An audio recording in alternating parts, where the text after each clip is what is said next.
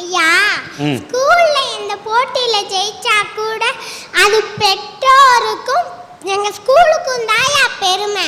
ஆனா தேனி மாவட்டத்துல அரட்டை அரங்கத்துல பேசுறதுனால எங்க பெற்றோருக்கு எவ்வளவு பெருமையா. அவங்க அப்படியாயா வளர்க்குறாங்க, வளர்க்கவே தெரியலையா. நீ இந்த அரட்டை அரங்கத்தில் பேசுவதால் உன்னை பெற்ற பெற்றோர்களுக்கு மட்டும் மகிழ்ச்சி அல்ல, பெருமை அல்ல, இந்த தேனி மாநகரத்துக்கே ஒரு மகிழ்ச்சி,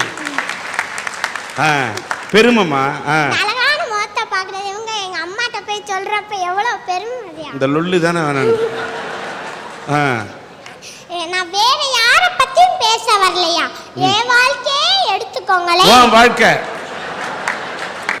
பரவாயில்ல சொல்லு. காலையில எந்திரிக்கிறப்பே நினைப்பேயா, இன்னைக்கு பொழுது நல்லா இருக்கணும், பாக்குறதெல்லாம் நல்லா இருக்கணும், கேக்குறதெல்லாம் நல்லா இருக்கணும்னு எந்திரிப்பேயா.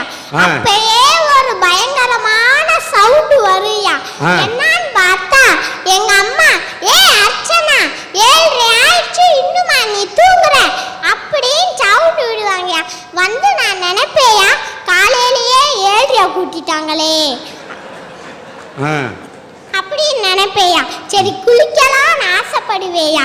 என்னைய தூக்கிட்டு போய் பெரிய அண்டாக்குள்ள முக்கிய எடுப்பாங்கயா, என் தம்பிய தூக்கிட்டு போய் சின்ன வாளிக்குள்ள முக்கிய எடுப்பாங்கயா. ஒரு நிமிஷம், எதுக்குள்ள முக்குனாங்க? அண்டாக்குள்ள முக்குனாங்க. உன்னை எல்லாம் அண்டாவுல முக்கப்படாது, கிணத்துல முக்கி இருக்கணும். ஆண்டி ஆண்டி, அண்டானவனே உங்களுக்கு ஏன் தெரியுமா கோவம் வருது? ஏன்னா நீங்க அண்டா சைஸ்ல இருக்கீங்க. அடுத்து எங்க அம்மா சொல்லுவாங்கயா, 7 கழுத வயசாச்சு சின்ன பையனுக்கு சோறு ஊட்டினா என்னன்னு சொல்லுவாங்கயா. நானும் என் வேலையை பார்த்துக்கிட்டே அவனுக்கு சோறு ஊட்டுறேன், வாயில ஊட்ட வேண்டிய சோறு மூக்குல ஊட்டி விட்டுருவேயா. அடுத்து ட்ரெஸ் மாற்றி விட சொல்லுவேன் எங்க அம்மாவை. என்னோட கவுன் ட்ரெஸ்ஸை தூக்கி என் தம்பிக்கு போட்டு விட்டுருவாங்க, தம்பியோட டவுசர் சட்டையை தூக்கி எனக்கு போட்டு விட்டுருவாங்க. லாஸ்ட் நாங்க சொன்ன பிறந்தே அவங்களுக்கே தெரியும், அடுத்து மாத்தி போடுவாங்க. ஏன் தெரியுமாங்கயா? ஏன்னா அவங்களே பாதி தூக்கத்துல இருந்து எந்திரிக்கலையா. ஏன்னா ராத்திரி சீரியல் பார்த்துட்டு படுக்கிறதுக்கு அவ்வளவு லேட் ஆகுது இல்ல. எங்க அப்பாட்ட சொன்னாங்கயா, ஓகே 2 சனியங்களையும் கொண்டு போய் ஆட்டோல எரிஞ்சிட்டு வாங்க அப்படின்னு சொன்னாங்க. எங்க அப்பா தூங்கிட்டு இருந்தவர் எந்திரிச்சு வந்து எங்களை தூக்குறதுக்கு பதிலா பக்கத்து வீட்டுக்கார பையனை தூக்கிட்டாங்கயா. அடுத்து நாங்க சொன்ன பிறகு, அப்பா இந்த இருக்கப்பா உங்க பிள்ளை அப்படின்னு சொன்ன பிறந்தே அவரே இறக்கி விட்டு என்னை தூக்கி எரிஞ்சாரியா எரி. அப்படியே நான் போய் ஆட்டோக்காரர் தோள்பட்டையில போய் உட்காந்துக்கிட்டேயா. ஏன்னா ஆட்டோக்காரவங்க குட்டியான மாதிரியா, நல்ல மெத்த மாதிரி ஜம்முன்னு இருந்துச்சியா. இது மாதிரியா நம்ம அங்கிள் மாதிரி தாயா. ஆத்தா வா, அப்படியே தோல்ல ஏறிக்க, தேக்கடைய 2 ரவுண்ட் அடிச்சு கொண்டு வந்து இறக்கி விட்டு போறேன். கவலைப்படாதீங்க, ஏறிக்கிறேன். என் நிலைமை இப்படினா என் தம்பி நிலைமை அதுக்கு மேலயா. கையில பிடிச்சு வவ்வால் மாதிரி தொங்கிக்கிட்டு இருந்தாயா. அடுத்து எங்க அம்மா அப்ப பார்த்து பாயின்னு சொன்னாங்கயா. என் தம்பி சொன்னாயா ஆயின்னு சொன்னாயா. ஆய் இல்லடா பாய் அப்படின்னு எங்க அம்மா சொன்னாங்க. பாய் இல்லம்மா ஆயின்னு சொன்னாங்க. ஆய் இல்லடா பாய்டா அப்படின்னு எங்க அம்மா கோவமா சொன்னா. பாய் இல்லம்மா எனக்கு வருதுமா ஆய் அப்படின்னு சொன்னேயா. அடுத்து போய் இருக்க வச்சு கிளீன் பண்ணிட்டு மறுபடியும் தூக்கி எரிஞ்சுட்டாங்க. வந்து உட்காந்துக்கிட்டேன், போறப்பே நினைச்சுக்கிட்டு போனோயா, வீட்டுலதான் இப்படி இருந்துச்சு, ஸ்கூல்லையாவது நல்லா இருக்கும் அப்படின்ட்டு ஸ்கூலுக்கு போனாங்க. அங்க போன ஆட்டோக்காரங்க எங்க 2 பேரும் ஸ்கூலுக்குள்ள எரிஞ்சு விட்டுட்டு எஸ்கேப்னு போயிட்டாங்கயா. வீட்டுல இருந்தாலும் நிம்மதி இல்ல, ஸ்கூல்ல இருந்தாலும் நிம்மதி இல்ல. எங்க சார் அச்சாணி, எங்க சார் சக்கரம் எல்லாமே கலந்துதான் சார் கிடக்கு. நாங்க ஸ்கூல்ல நல்ல பிள்ளை மாதிரி நடந்து போனோயா. அப்ப எங்க மிஸ் படத்துல வர வில்லி மாதிரி முறைச்சு பார்த்தாங்க. ஏ அர்ச்சனா, 6 மாசம் ஃபீஸ் கட்டல, உன் மனசுல என்ன நினைச்சுக்கிட்ட அப்படின்னு கேட்டாங்க. நான் மனசுக்குள்ளே சொன்னேயா, நாங்க 6 மாசம் ஃபீஸ் கட்ட அப்பதான் உங்களுக்கு 6 மாசம் சம்பளம் வருது அப்படின்னு மெதுவா சொன்னேயா. அது அவங்க காதுக்கு எப்படி போச்சுன்னு தெரியல. என்னையவே ஏத்து பேசுறியா அப்படின்னு சொல்லி முங்க மரத்துக்கு அடியில் மொண்டியால் போடு அப்படின்ட்டாங்க. நான் போய் மொண்டியால வாட்ச் போடலான்னு மொண்டியால் போட்டேயா. போட்டப்ப அவங்க லைட்டாக திரும்பினாங்க. அப்படியே எந்திரிச்சுக்கிட்டேயா. எந்திரிச்சுக்கிட்டு இலையவாது என்னதான் எண்ணிக்கிட்டு இருந்தேயா. எது என்ன இலைய இலைய. சரி, இலையவாது என்னெல்லாம் இலைய எண்ணிக்கிட்டு இருந்தேயா. அப்ப பார்த்து என் கூட படிக்கிற குரங்கு ஓயாம என்னை எப்ப பார்த்தாலும் மாட்டி விட்டுக்கிட்டே இருக்கு. மிஸ் வேமா திரும்பி பாருங்க மிஸ், அர்ச்சனா எந்திரிச்சு நின்றுருக்கு மிஸ் அப்படின்னு சொல்லிடுச்சியா. மிஸ் டக்குன்னு திரும்பினாங்க. நான் அப்படியே டக்குன்னு முட்டிக்கால் போட்டேயா. அடுத்து அந்த பிள்ளை எங்க நின்றுருக்கு, முட்டிக்கால் தான் நான் போட்டிருக்கேன் அப்படின்னு மறுபடியும் திரும்பிட்டாங்கயா. நானும் எந்திரிச்சு நின்றுக்கிட்ட அந்த பிள்ளை பல்ப்பு காமிச்சேயா. என்னையவே மாட்டி விடுறியா அப்படின்னு பல்ப் காமிச்சேயா. அந்த பிள்ளை கோவம் அதிகமாயிருச்சியா. நில்லு, உன்னை எப்படியாச்சும் சொல்லி விட்டுருவேன் அப்படின்னு. மிஸ் உங்க ஓரக்கண்ணால கொஞ்சம் டக்குன்னு திரும்பி பாருங்க மிஸ் அப்படின்னுச்சியா. மிஸ் டக்குன்னு திரும்பி பார்த்தாங்க. நான் வேகமா மொட்டிக்கால் போட்டேயா. அப்ப அந்த பிள்ளை கேக்குதியா, மிஸ் இதே உங்க டக்கா அப்படின்னு கேக்குதியா. அடுத்து மறுபடியும் எந்திரிச்சு மொட்டிக்கால் போட்டேயா. மிஸ்ஸுக்கு தெரிஞ்சு போச்சியா. இங்கே வான்னு கூப்பிட்டாங்க. உன்னை என்ன பண்ணுற மாதிரி இங்கே வான்னு கூப்பிட்டாங்கயா. நான் ஐயோ சேலை நல்லா இருக்குன்றது 15 நாளைக்கு முந்தையே பிட்ட போட்டாச்சு. நீங்கள் ரொம்ப அழகாக இருக்கீங்கன்னு 10 நாளைக்கு முந்தையே பிட்ட போட்டாச்சு. இன்னைக்கு புதுசாக ஏதாவது யோசிக்கணுமே அப்படின்ட்டுக்கிட்டே யோசிச்சு போனேயா. ஒரு ஐடியா வந்துச்சியா. அவங்க காதில் போய் சொன்னேயா. அப்போ போடாச்செல்லாம் போய் உட்காந்துக்கோ அப்படின்னு சொன்னாங்கய்யா. நான் என்ன சொன்னேன்னு நினைக்கிறீங்களா? மிஸ் என்னை சாந்தையில இருந்து உங்ககிட்ட டியூஷன் வாரேன் மிஸ் அப்படின்னு சொன்னேயா. டியூஷனுக்கு வரேன்னு சொன்னேன். ஏன் தெரியுமாயா? மாத ஸ்கூல் ஃபீஸ் 100 ரூபா, டியூஷன் ஃபீஸ் 200 ரூபா. என் ஃப்ரெண்டு கேட்டுச்சியா, இதுகிட்ட உண்மையிலே நீ டியூஷன் படிக்க போறியா அப்படின்னு கேட்டுச்சியா. நான் அப்போ சொன்னேயா, இதுகிட்டெல்லாம் டியூஷன் அவசியம் படிக்கணுமாக்கு, கிளாஸ்லே ஒழுங்கா சொல்லித்தர தெரியாது, இதை வீட்டுக்கு வேற போய் கற்றுக்கணுமாக்கு அப்படின்னு சொன்னேயா. அப்போ பின்னாடி வாக்கில் யாராவது சொரிஞ்சாங்க. யார் லேட்டாக திரும்பி பார்த்தா மிஸ்ஸியா. என்கிட்ட போய் சொல்றியா அப்படின்னு மிஸ் மொத்தமாக கூப்பிட்டுட்டு போய் இந்த பிள்ளை அடங்காது அப்படின்னு நேராக ஹெச்எம்கிட்ட கூப்பிட்டு போனாங்க. கூப்பிட்டு போய் மொத்தமாக சேர்ந்து முடிவு எடுத்தாங்க. நீ இங்கே இருந்தா சொல்லியே பிள்ளைகளை பூரா எடுத்துருவேன், நீ வீட்டுக்கு போனாங்க. நான் சும்மா போவேன்னா என் தம்பியை வேற கூப்பிட்டுக்கிட்டு வந்தேயா. பார்க்கு காய்ச்சி போகலான்னு பார்க்குக்கு விளையாண்டுக்கிட்டு இருந்தேயா போய். அப்போ ஒரு கிழவேனா 40 வயசு கிழவைய பார்த்து நூல் விட்டுக்கிட்டு இருந்தாயா. அப்போ நான் என்னை கூப்பிட்டு பாப்பா இங்கே வா, உனக்கு சாக்லேட்னா அவன் என்ன விட்டான்? நூல். அவன் நூல் விடுறத நீ பார்க்குற. ஏன்னா இன்னைக்கு சீரியல் படுத்துற பாடு, சினிமா படுத்துற பாடு, இப்படி போடுற போடு போடு. அப்ப பாப்பா இங்க வா, உனக்கு சாக்லேட்னா ரொம்ப பிடிக்கும்ல அப்படின்னு சாக்லேட் ஆட்டி காமிச்சாயா. அப்ப எனக்கும் பிடிக்கும்னு சாக்லேட்டை வாங்கின பிறகுதான் தெரிஞ்சு அந்த 40 வயசு கிழவிக்கு இந்த லெட்டரை போய் கொடுத்துட்டு வான்னு லெட்டரை கொடுத்தாங்கயா. எனக்கு கோவம், உனக்கு ஒரு ஆப்பு வேணுமா அப்படி நேரா போய்கிட்டு இருந்தப்ப போலீஸ்கார ஆண்டி வந்தாங்கயா.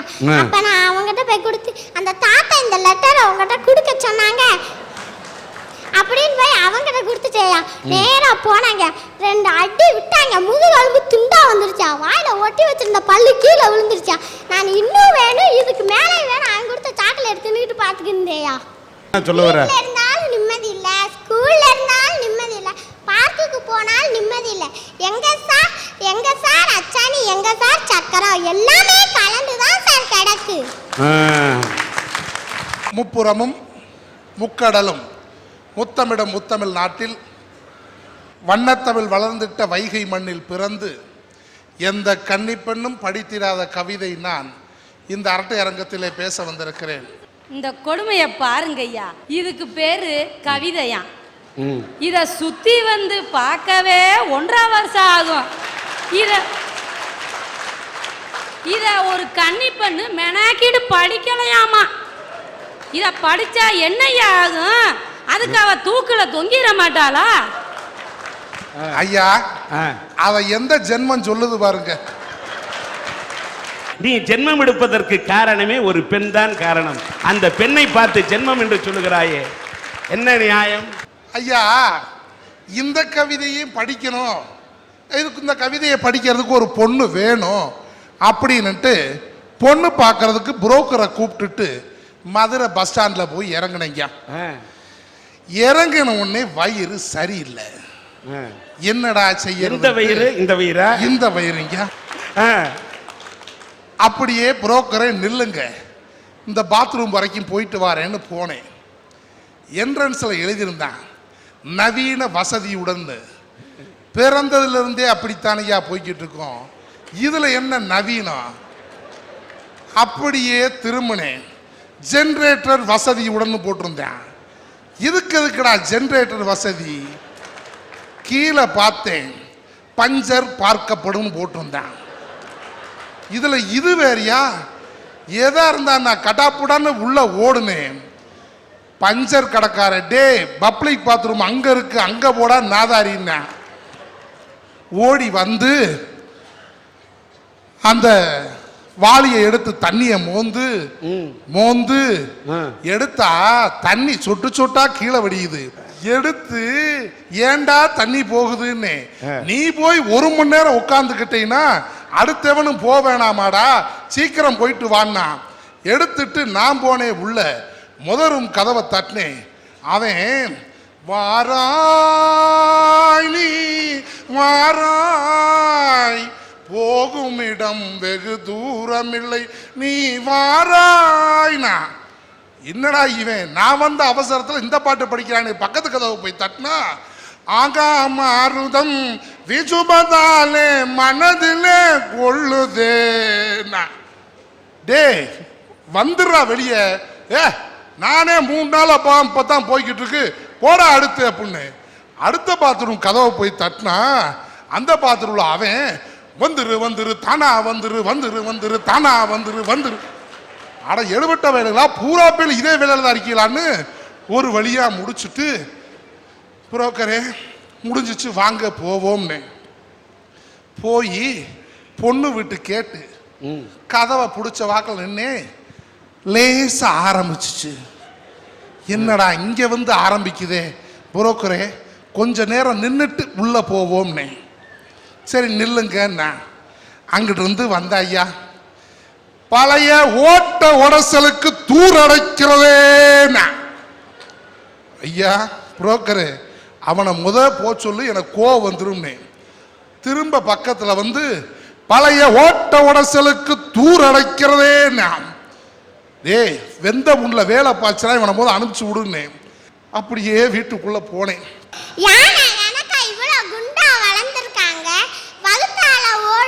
ஒரு மாத்திரை வாங்கி சாப்பிடணும்னு அறிவு இல்லையா? அதை விட்டுட்டு வரவே போறவனெல்லாம் வெட்டிக்கிட்டு பழைய இரும்பு பாத்திரத்துக்கு தூர் அடைக்கிறது அவனெல்லாம் வெட்டிக்கிட்டு இருக்காங்கயா. சாம உட்காரு, மாத்திரை பதில் உன்னே முழுங்கிடுவேன். அப்படியே உள்ள போனோம்.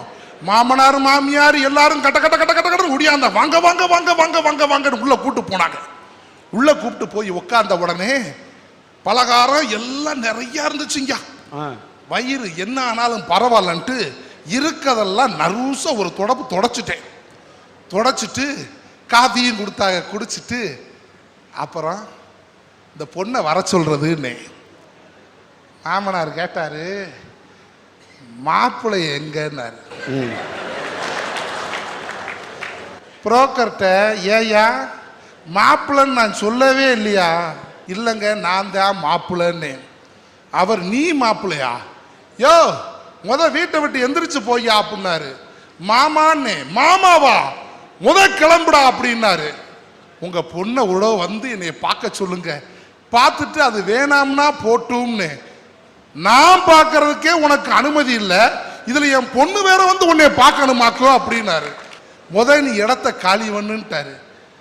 எந்திரிச்சு வெளியில வந்துட்டேங்க. பாருங்க, அன்னைக்கு ஒரு பொண்ணு விட்டு கொடுத்துருந்துச்சுன்னா இன்னைக்கு வாழ்க்கையில நான் எப்படி இருந்திருப்பேன், சந்தோஷமா இருந்திருப்பேனாங்க. என் வாழ்க்கை விட்டு கொடுக்காதனாலதான் ஐயா இந்த வாழ்க்கை சக்கரம் பஞ்சர் ஆனது மாதிரி என் வாழ்க்கை பஞ்சராகி போய் நிக்குது. விட்டு கொடுன்னு சொல்றாங்கல்ல, இவங்க விட்டு கொடுக்க வேண்டியானே. ஒரு வாழா வெட்டி பொண்ணுக்கு வாழ்க்கை கொடுக்கலாம்லையா? ஏங்க ஐயா, நான் வாழாமலே வாழா வெட்டியா இருக்கேன். இதுல இன்னொரு ஏங்காது அவரு தான் வாழை லட்டு ஜிலேபி ஜாங்கிரி எல்லாத்தையும் வெட்டி வாழறாரு. இவரே வெட்டி, இவர் எங்க கல்யாணம் பண்ணிப்பாரு? வாழா வெட்டி.